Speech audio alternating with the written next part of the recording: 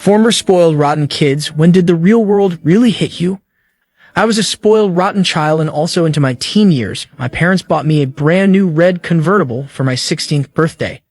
I threw a fit over it because what I actually wanted was my brother's old car that we still had, which was dark blue in color. I was so shallow and a horrible person back then. So what really turned me around that next summer, I took a job as a camp counselor at a local day camp. I did not have to work where I was born and sounded like something easy to do. God, I was so wrong. This day camp was specifically geared to the lower classes who could not afford childcare during the summer. We served them breakfast, lunch, and an afternoon snack for a lot of the camp kids.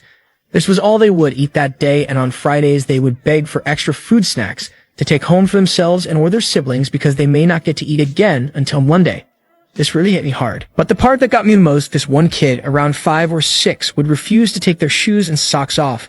Even if we were going to the public pool that day, I couldn't understand why until one day he came in limping like his feet were causing him so much pain. I convinced him to let me help him get his shoes and socks so I could see what might be bothering him. Once I did, it took everything in me not to break down right there. His socks were covered in blood, his poor tiny little feet were covered in sores, and his toes seemed to curl under a bit. He was in so much pain from the state of his feet. As it turns out, he had been wearing shoes about 3 sizes too small. His family couldn't afford new shoes. I took my lunch break and went out to buy him new socks and a few pairs of shoes. This broke me, which I definitely needed. It changed my way of thinking forever.